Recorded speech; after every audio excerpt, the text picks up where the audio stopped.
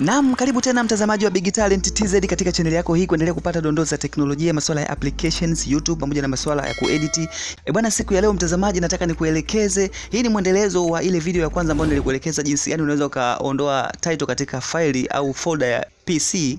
Leo nataka nikuelekeze jinsi gani unaweza hide faili ilisionekane katika desktop, japokuwa utakuwa umeliweka hapo hapo katika desktop. Wewe peke yake ndio utakuwa unafahamu ile faili umeliweka sehemu gani. Faili kama hili hapa ambao nimekuelekeza hapa, nikiingia ndani naweza nikaona vitu ambavyo nimeviweka humo ndani, lakini huwezi kuliona kwa macho ya kawaida mpaka ujue sehemu gani ambapo umeliweka hilo faili. Yes, hatua ya kwanza unatakiwa kufanya kwanza ni kutengeneza hilo faili. Uta right click, utashuka mpaka sehemu ya new, utakuja sehemu ya folder hapa. Folder lako ni hili hapa kama unavyoweza kuliona, na linakuambia hapa rename.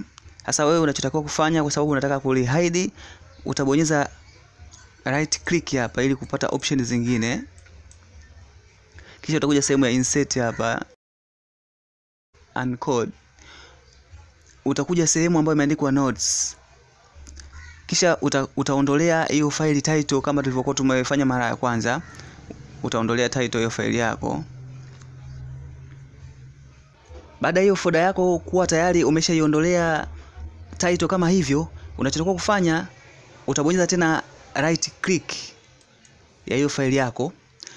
Baada ya kubonyeza right click, njoo sehemu ambayo imeandikwa properties hapa chini, bonyeza.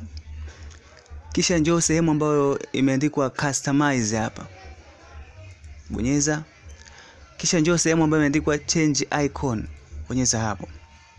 Na kisha zitakuja icons mbalimbali za file ya PC. Utaendelea kutafuta, utakuja sehemu ambayo inaonesha kama hivi. Unaweza kuona hizi sehemu ndizo ambazo unaweza ukatengeneza file lisionekane. Kwa hiyo utachagua sehemu moja wapo, kama ni hapa au hapa au hapa. Utabonyeza sehemu yote ile. Hii ni sehemu ambayo inaonesha file liko empty. Utabonyeza okay. Na kisha utakubali hapa. Baada ya kubonyeza hapo, automatically file lako litadisappear hapa mbele ya desktop, lakini lipo ni hili hapa. Kwa unaweza ukalishift sehemu yote, lakini haliwezi kuonekana kwa macho ya kawaida. Ili kuliona ni wewe mwenyewe utajua sehemu gani umeliweka ili file lako. Ukilibonyeza automatically utaingia ndani, unaweza kaendelea kuchukua vitu vyako ukaviweka humu ndani.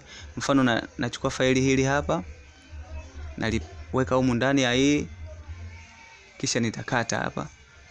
Uwezi kuona ile faili liko wapi. Kwa hiyo mpaka mwenyewe nitajua ile sehemu gani niliweka ile faili.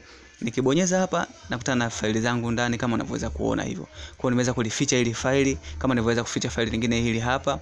Yes, na hiyo ndio njia ambayo unaweza kutumia ili kuficha faili ambalo lipo katika PC yako lisiweze kuonekana kama hivyo unavyoweza kuona.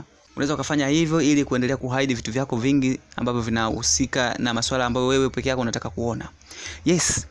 Nadhani kwamba umejifunza kitu mtazamaji kwenye video hii nyingine ambayo nimekuelekeza mtazamaji kwa siku ya leo. Naitwa Salumu, unaweza kuniita Salu the Genius, unaweza kuniita Salu wewe ukipenda. Endelea kufuatilia Big Talent kujifunza vitu vingi. Usiache kusubscribe kama ni mtembeleaji mpya kwenye channel hii. Tukutane tena hapo baadaye. Endelea kuenjoy.